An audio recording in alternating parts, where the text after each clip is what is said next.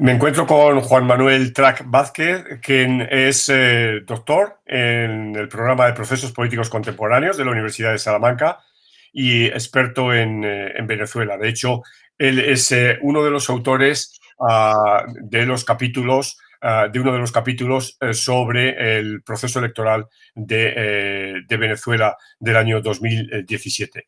La idea es repasar precisamente con el doctor Trac Vázquez la dinámica electoral de Venezuela. Muchísimas gracias, profesor, y tiene la palabra. Bueno, primero que nada, gracias, profesor Alcántara, por la invitación y por el espacio. Bueno, en el capítulo, y es un poco ir desarrollando, ¿no?, cómo fue el proceso electoral de cara a las elecciones presidenciales del 2018. Yo le coloqué como título en interrogación, elecciones presidenciales en 2018, consolidación del autoritarismo en Venezuela.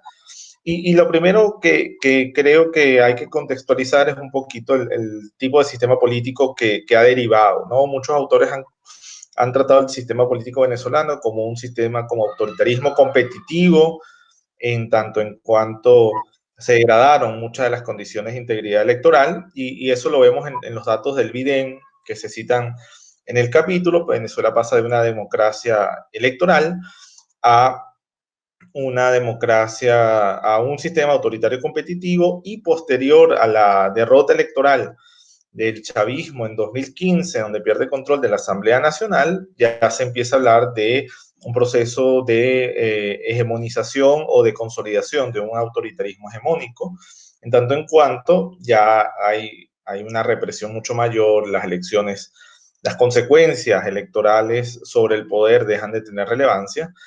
Y en ese marco es que ocurre, ¿no?, desde el punto de vista político, la elección de 2018. Esto se le une a una crisis humanitaria y económica de grandes dimensiones, producto de la caída de los precios del petróleo, que se juntan con las consecuencias de una economía cada vez más estatizada, con cada vez mayor nivel de control del Estado sobre las relaciones de producción, y de allí que la economía también tenga unos niveles de inflación, de hiperinflación muy importantes para el momento de la elección y ya actualmente, y una caída importantísima del PIB.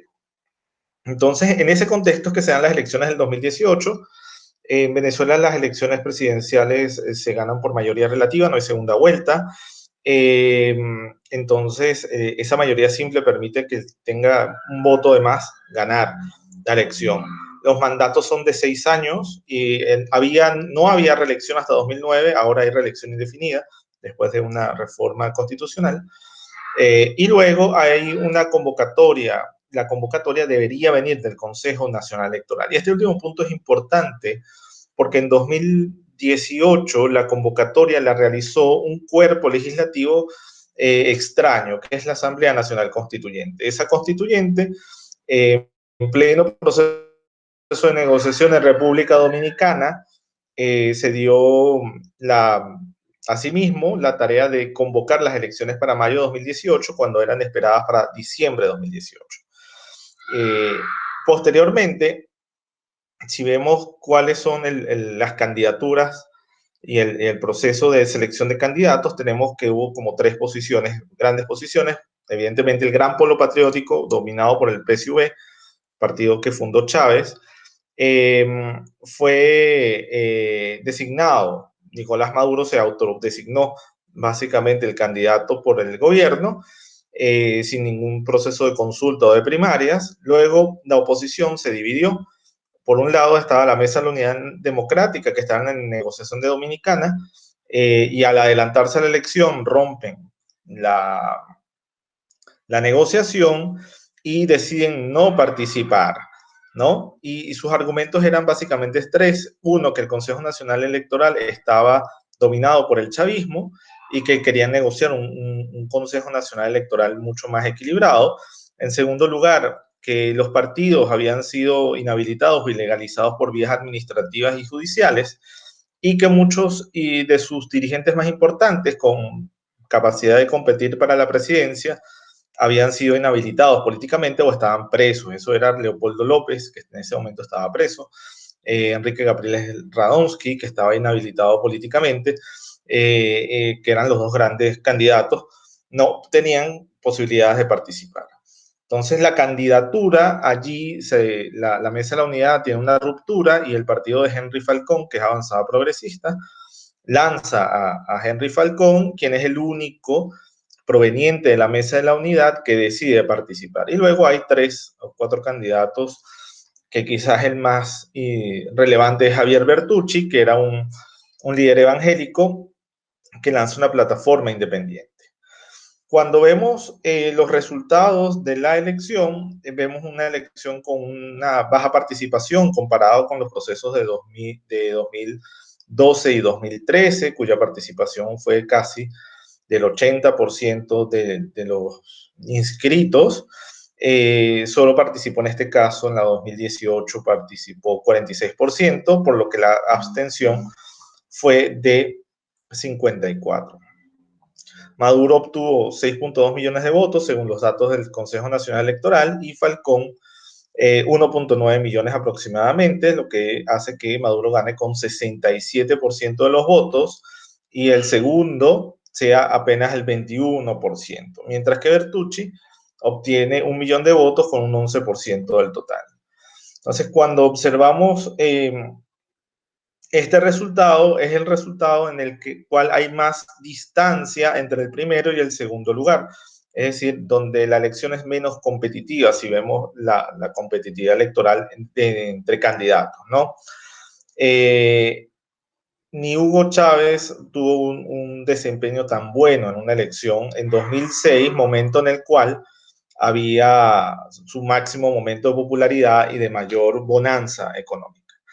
Posteriormente, si vemos los resultados por partidos políticos, la distancia es aún mayor, es decir, es menos competitiva la elección, pues entre el primer lugar, que es el Partido Socialista Unido de Venezuela, que tiene 57%, y el segundo lugar, hay más de 45% de diferencia. Y el segundo partido no es el de Henry Falcón, sino el grupo de electores de Javier Bertucci, que obtiene 11%. Entonces lo que tenemos es un sistema muy diferente a lo que ocurrió en 2013, en donde la distancia entre Maduro y Capriles fue de menos de 1%, y fue la MUD, en términos de partidos políticos, como tarjeta unitaria, la que obtuvo la mayoría de los votos, 49% frente al PSUV con 41%. Entonces, aquí el sistema de partidos ha cambiado radicalmente de una elección a otra, como consecuencia de la no participación de la oposición, bien sea porque no lanzaron candidatos, pero también porque muchas de sus tarjetas estaban inhabilitadas para competir. Lo que vemos entonces aquí es un proceso, además de continuidad de la concentración de votos, el primero y el segundo lugar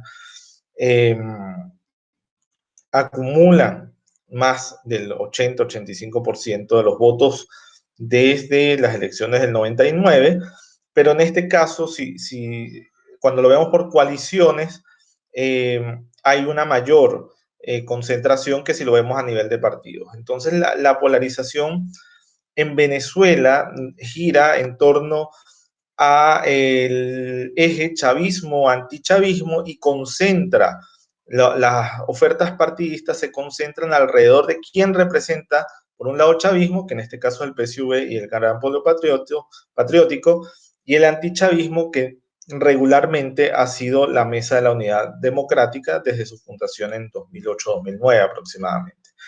Tenemos así un sistema, vamos a llamarlo bipartidista, de coaliciones, una coalición con un partido fuerte como el PSUV y aliados débiles, y una alianza fuerte para el 2015 y 2018, que era la Mesa de la Unidad Democrática, una alianza fuerte con partidos débiles, tanto así que una vez que en 2018 les quitan la oportunidad de participar y los inhabilitan, entonces no hay quien recoja ese testigo. Entonces ahí se desestructura ese sistema de partidos que se había ido consolidando desde la muerte de Hugo Chávez, y hay una caída de la competitividad electoral. uno de los elementos que uno entonces va viendo en esta elección es cómo las condiciones políticas y electorales se fueron degradando de manera sistemática entre que el gobierno pierde la elección de 2015 y pierde la mayoría de la Asamblea Nacional de 2015, y cómo el conflicto político que comienza entre el Ejecutivo y el Legislativo en 2015 deriva en una elección no competitiva en 2018.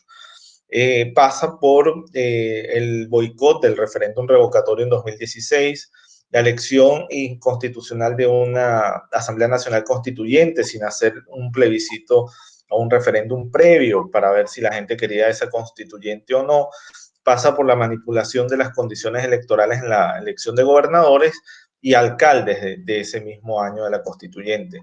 Y posteriormente se mantienen el ataque sistemático desde la instancia judicial hacia los partidos de la oposición, hacia los líderes de la oposición. Se interviene en las juntas directivas de varios partidos. Por ejemplo, este año ya se intervino AD, Acción Democrática, Primero Justicia y Voluntad Popular. Se persiguen a los liderazgos de estos partidos, pero también a los medios de comunicación. Sigue este problema, ¿no? Y el resultado de la elección de 2018 es que la Asamblea Nacional, dominada por la oposición, no reconoce la elección, asume que hay un vacío de poder, y ante el vacío de poder en 2019 asume la presidencia interina, en este caso en la persona de Juan Guaidó, el diputado Juan Guaidó, electo por voluntad popular. Entonces, la elección de 2018 recrudece el conflicto político que inició en 2015 y deriva en un proceso en el que la oposición y el gobierno cada vez tienen menos espacios para negociar, cada vez se van radicalizando las posiciones frente al conflicto político y no existe una fórmula que permita reinstitucionalizar la política en el país. De acuerdo. Juan Manuel, para ir terminando, ¿en la elección de 2018 hubo observación internacional? Hubo lo que se llama acompañamiento internacional, que es una fórmula adoptada por el gobierno desde 2009, y la figura de acompañamiento internacional es la invitación formal por parte del gobierno de personalidades o instituciones desde el Consejo Nacional Electoral, las cuales vienen a visitar el día de la elección fundamentalmente, o unos pocos días antes de la elección y unos pocos días después. No hay una metodología sistemática para la recolección de información, no hay nada de eso, y entonces no hay una observación en términos como la observación calificada como la conocemos. Muy bien, pues muchísimas gracias. No, gracias a ti, profesor.